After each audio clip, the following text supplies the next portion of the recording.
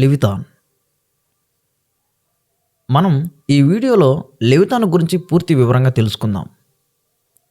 గత కొన్ని రోజులుగా లెవిథాన్ వచ్చేస్తుంది, ప్రపంచం మొత్తం నాశనం అవుతుంది అని ఎక్కడ చూసినా సోషల్ మీడియాలో వైరల్ అవుతుంది.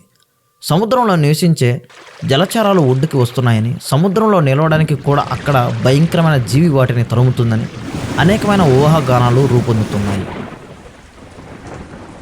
ఎక్కడ చూసినా సోషల్ మీడియాలో వీటి గురించి అనేక మంది యూట్యూబర్లు, టీవీ న్యూస్ ఛానల్స్ కథలుగా వీటి గురించి లేనివి ఉన్నట్లుగా, ఉన్నది లేనట్లుగా ప్రత్యేకమైన దృష్టి పెట్టి అన్ని భాషల్లో అంటే తెలుగు, తమిళ్, ఇంగ్లీష్, హిందీ ఇలా చెప్తూ అనేక మందిని భయభ్రాంతులకు గురిచేస్తున్నారు. అయితే వీటిలో నిజమేంటి? నిజంగా లెవిథాన్ ఉందా? లెవిథాన్ ఎవరు లేదా ఏమిటి? లెవిథాను మరియు సాతాను మధ్య సంబంధం ఏంటి? లెవిథాను గురించి ప్రాచీన గ్రంథాలను పరిశీలిస్తే డైనోసార్లు ఎప్పుడు నశించాయి? వాటి పోలికగా లెవిథాను ఉందా? లెవిథాను ప్రస్తుతం ఉందా? లెవిథాను గురించి మరిన్ని వివరాలు చెబుతాను. నిజంగా లెవిథాను ఉందా? బైబిల్లో లెవిథాను ఒక భయంకరమైన సముద్ర ప్రాణిగా చెప్పబడింది.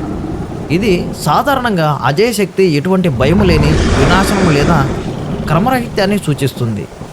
కొన్ని సందర్భాలలో ఇది భౌతిక ప్రాణిగా, అంటే ఒక భారీ మొసలి లేదా డైనోసార్ వంటి సముద్ర జీవి కావచ్చని మరికొందరు దానిని సాతాను లేదా దుష్టశక్తికి ప్రతీకగా భావిస్తారు.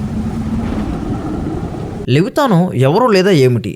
బైబిల్ ప్రకారం లెవిథాను భయంకరమైన భయము లేని మహాబలశాలి సముద్ర జీవి అని యోబు గ్రంథంలో 41 అధ్యాయంలో దాని గురించి వివరంగా చెప్పబడింది. యోబు 41 అధ్యాయంలో 1 నుంచి 9 వచనాలు చూస్తే, నీవు లెవిథానును గాలముతో బయటికి లాగగలవా? దాని నాలుకకు త్రాడు వేసి లాగగలవా? నీవు దాని ముక్కుకుండా సూత్రం వేయగలవా? దాని దవడకు గాలము ఎక్కింపగలవా అని లెవిథాను గురించి చెప్పబడింది. మనం ఇంకా వివరంగా చూసినట్లయితే, అది నీతో విన్నపములు చేయునా, మృదువైన మాటలు నీతో పలుకునా, నీవు శాశ్వతంగా దానిని దాసునిగా చేసుకున్నట్లు అది నీతో నిబంధన చేయునా, నీవు ఒక పిట్టతో ఆటలాడినట్లు దానితో ఆటలాడేదవా, నీ కన్యకలు ఆడుకొనుటకై దాన్ని కట్టివేసేదవా అని యోబుతో దేవుడిని యెహోవా చెప్పిన మాటలు ఇవి. మనం ఇంకా వివరంగా చూద్దాం. దాని మీద నీ చెయ్యి వేచి చూడుము, దానితో కలుగు పోరు నీవు జ్ఞాపకం చేసుకునే ఎడల నీవు మరలా అలాగున చేయకుందు. దాన్ని చూచినప్పుడు మనుషులు దానిని వశపరుచుకుందామన్న ఆశ విడిచెదరు. దాని పొడ చూచిన మాత్రము చేతనే ఎవరికైనానో గుండెలు అవిసిపోవును గదా అని దేవుడని యెహోవా యోబుతో చెప్పెను. ఇక్కడ లెవిథాను గురించి భయంకరంగా చెప్పబడింది. అయితే దేవుని శత్రువులపై ఆయన విజయానికి చిహ్నంగా యెషయా 27 అధ్యాయం 1వ వచనం చూస్తే, ఆ దినమున దేవుడైన యెహోవా గట్టిదై గొప్పదై బలమైన తన ఖడ్గము పట్టుకొనును. తీవ్ర సర్పమైన లెవిథానును, వంకర సర్పమైన లెవిథానును ఆయన దండించు. సముద్రం మీద ఉన్న లెవిథానును సంహరించును అని దేవుడైన యెహోవా ఆ లెవిథానును సంహరించినట్టుగా చెప్పబడింది. ఇక్కడ మనం బైబిల్ పరంగా ఆలోచించినట్లయితే, ఇశ్రాయేలులను తరుముతూ వచ్చిన ఐగుప్తీయులను దేవుడైన యెహోవా ఏం చేశాడో చూద్దాం. అప్పుడు దేవుడైన యెహోవా సముద్రం మధ్యన ఐగుప్తీయులను నాశనం చేశాను. వారిలో ఒక్కడైనా మిగిలి ఉండలేదు. ఆ దినమున దేవుడైన యెహోవా ఐగుప్తీయుల చేతిలో నుండి ఇశ్రాయేలులను రక్షించను. ఇశ్రాయేలీలు చచ్చిన ఐగుప్తీయులను సముద్ర తీరంలో చూచిరి. అంటే దేవుడు తన కార్యంలో స్పష్టంగా వివరంగా తన ఎదుట గర్వించిన వారిని, అంటే లెవిథాను వంటి స్వభావం గల వారిని నిలువక తుడిచివేయునని తెలియపరుస్తున్నాడు. దేవుని సృష్టిలో భాగమైన దానిని అతని అధికారం లోపలే ఉందని కీర్తనలు 104:26 వచనం చూసినట్లయితే, అందులో ఓడలు నడుచుచున్నవి, దానిలో ఆటలాడుటకు నీవు నిర్మించిన లెవిథానులు ఉన్నవి. అంటే దీని అర్థం ప్రతిదీ ఆయన సృష్టిలో భాగమైన అర్థమవుతుంది. అయితే దేవుడిని యెహోవా దానిని ఏం చేశాడో చూద్దాం.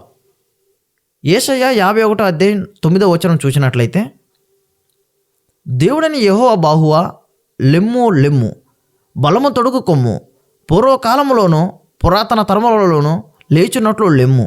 రహాబును తుత్తునీలుగా నరికివేసిన వాడవు నీవే గదా, లెవితానును పొడిచిన వాడవు నీవే గదా. ఇక్కడ మనం అర్థం చేసుకున్నట్లయితే అది ఒకటి కాదు, రెండు భయంకరమైన జీవులని అర్థమవుతుంది. అయితే మనం ఇప్పుడు చూస్తున్న సముద్రపు భయంకరమైన రహాబు, లెవితాను అను రెండు సముద్ర జీవులను ఆయన సంహరించినట్లుగా యెషయా గ్రంథంలో స్పష్టంగా వివరంగా చెప్పబడింది. అంటే దీని అర్థం లెవితాను వంటి భయంకరమైన సముద్ర జీవులను దేవుడు సంహరించాడనే తెలుస్తుంది. దీని ప్రకారం దేవుడు లెవితాను అంతటి భయంకరమైన భయము లేని కఠోర రాకాచి లెవితానును నాశనం చేశాడని చెప్పబడింది. అంటే దాని అర్థం ఆత్మీయంగా చూస్తే దౌర్జన్యం, గర్వం, అహంకారం, పాపం లేదా దుష్టశక్తులను నాశనం చేస్తాడని సూచించవచ్చు. మనం లెవితాను గురించి ఇంకా లోతుగా తెలుసుకుందాం రండి. లెవితాను మరియు సాతాను మధ్య సంబంధం ఏంటి? కొంతమంది బైబిల్ పండితులు లెవితానును సాతానుతో పోల్చుతారు. ప్రకటన గ్రంథంలో 12:9 సాతాను పతసర్పం అని పేర్కొనబడింది. యెషయా 27:1 లెవితాను ఒక వంకర సర్పంగా చెప్పబడింది. ఇది అహంకారాన్ని సూచించేలా ఉంటుంది. సాతాను యొక్క ప్రధానమైన పాపం, దౌర్జన్యం, గర్వాన్ని చూడవచ్చు. యెషయా 14 12 నుంచి 15 వచనాలు చూసినట్లయితే, తేజో నక్షత్రమా, వేకో చుక్క, నీవెట్లా ఆకాశం నుండి పడితివి, జనుములను పడగొట్టిన నీవు నేల మట్టం వరకు ఎట్లా నరకబడితివి. నేను ఆకాశమునకు ఎక్కిపోదును, దేవుని నక్షత్రములకు పైగా నా సింహాసనమును హెచ్చింతును, ఉత్తర దిక్కునున్న సభాపర్వం మీద కూర్చుందును, మేఘమండలము మీద కెక్కుదును, మహోన్నతునితో నన్ను సమానునిగా చేసుకుందునని నీవు మనసులో అనుకుంటివి గదా. నీవు పాతాళమున నరకములో ఒక మూలకు త్రోయబడితివే అని యెషయా గ్రంథంలో సాతానును అడిగినట్లుగా మనం చూడవచ్చు. లూసిఫర్ అహంకారాన్ని చూసినట్లయితే యోబు 41:33 అది భయం లేనిదిగా సృజించబడినది, భూమి మీద దాని వంటిది ఏదీ లేదు, అది గొప్ప వాటన్నిటినీ తిరస్కరించింది, గర్వించిన జంతువులన్నిటికీ అది రారాదని ఉంది. లూసిఫర్ కూడా తన అహంకారానికి కారణంగా దేవుని నుండి పడిపోయాడు. ఇక్కడ దీని అర్థం ఎప్పుడైతే లూసిఫర్ దేవుని కంటే అధికముగా ఉండటానికి ప్రయత్నించాడో, తన అహంకారాన్ని, దుష్ట ఆలోచనని ప్రదర్శించాడో, అతనిని దేవుడు పాతాళ నరకాగ్నికి అప్పచెప్పాడు. కాబట్టి కొందరి అభిప్రాయం ప్రకారం లెవితాను అంటే సాతాను లేదా దుష్ట శక్తి అని కూడా అర్థం క్లుప్తంగా వివరించబడింది. లెవితాను గురించి ప్రాచీన గ్రంథాలను పరిశీలిస్తే బైబిల్లో లెవితాను ఒక సముద్ర మృగం, సీ మోనస్టర్ లేదా ఒక శక్తివంతమైన ప్రాణిగా చెప్పబడింది. అయితే ప్రాచీన యూదులు మిథాలజీ, ఇతర మధ్య ప్రాచ్య కథలు మరియు క్రైస్తవ దృక్పథాలను పరిశీలిస్తే ఇది మరింత ఆసక్తికరమైన విషయం.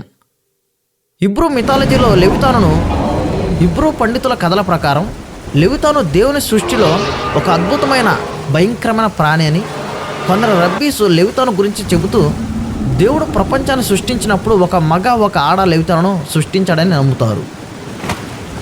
కానీ అది భయంకరంగా 800 కిలోమీటర్లు ఉంటుందని, దానివల్ల ప్రమాదాలు వేగంగా జరుగుతాయని వివరంగా ఏ గ్రంథంలో వర్ణించలేదు. కానీ లెవితాను చాలా ప్రమాదకరమైనది కాబట్టి ఆడ లెవితాను దేవుడు నాశనం చేశాడని చెబుతారు. భవిష్యత్తులో దేవుడైన యేసుక్రీస్తు రెండో రాకడ సమయంలో మిగిలిన లెవితాను నీతిమంతులకు ఆహారంగా మారుతుందని కొందరు జ్యూస్ విశ్వాసులు నమ్ముతారు. ఇతర ప్రాచీన సంస్కృతుల్లో లెవితానుతో సమానమైన కథలు. బబులోనియన్ పురాణాల్లో తియామాట్ అనే సముద్ర డ్రాగన్ ఒక చెడు శక్తిగా ఉంటుంది. దేవుడు ముర్తక్ దానిని ఓడిస్తాడు. ఉగర్టిక్ గ్రంథాల్లో లోతాన్ అనే సముద్ర డ్రాగన్ దేవుని శత్రువుగా పేర్కొనబడింది. ఇది బైబిల్లో లెవితాను కథతో పోలిక కలిగి ఉంటుంది, కానీ వాటి గురించి పూర్తి స్పష్టత పరిపూర్ణంగా లేదు.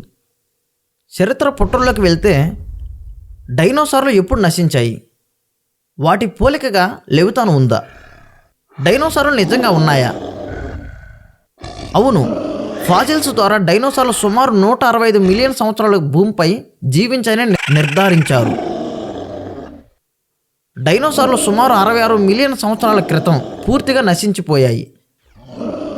ఈ మహా వినాశనాన్ని క్రిటేషియన్ ఫిలేజియన్ వినాశనం అని అంటారు. డైనోసార్లు నాశనం అవడానికి ముఖ్య కారణాలు: ఆస్ట్రాయిడ్ ప్రభావం, మెక్సికోలోని చిక్స్క్లూబ్ ప్రాంతంలో ఒక భారీ గ్రహశకలం భూమిని ఢీకొట్టింది. ఇది పెద్ద భూకంపాలు, అగ్నిపాతాలు మరియు ఉష్ణోగ్రత మార్పులకు దారితీసింది. సూర్యకాంతి తగ్గిపోయి ఆహార సరఫరా దెబ్బతింది. దాంతో డైనోసార్లు ఆహారం లేకుండా నశించాయి అని మన శాస్త్రవేత్తలు నిరూపిస్తున్నారు. లెవితాను డైనోసార్లా ఉందా? ఖచ్చితంగా చెప్పలేం. కానీ ఇది ఒక భయంకరమైన సముద్ర ప్రాణి లేదా ఆధ్యాత్మిక శక్తి కావచ్చు.